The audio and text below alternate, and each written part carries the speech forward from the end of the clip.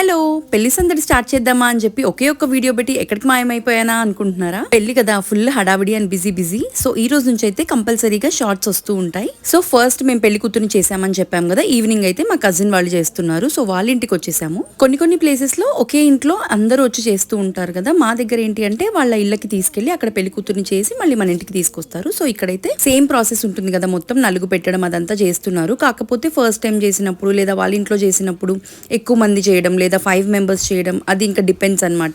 నలుగు పెట్టడం ఈ ప్రాసెస్ అంతా అయిపోయాక ఎవరైతే పెళ్లి కూతురుని చేస్తున్నారో వాళ్ళైతే బట్టలు పెడతారు. స్నానం చేసి వచ్చి ఆ బట్టలు కట్టుకుని తను వాళ్ళ ఇంటికి వెళ్ళాలి. ఇక్కడైతే శారీ మార్చుకొని వచ్చేసింది పెళ్లి కూతురు. తర్వాత ఇంకా తనని ఇంటికి పంపించాలి. బయటికి తీసుకొచ్చి దిష్టి కూడా తిప్పేసి, ఆ బ్యాండ్ కొడుతున్నారు కదా, వాళ్ళు అడిగితే అలా దిష్టి తిప్పేసి ఇస్తుంది.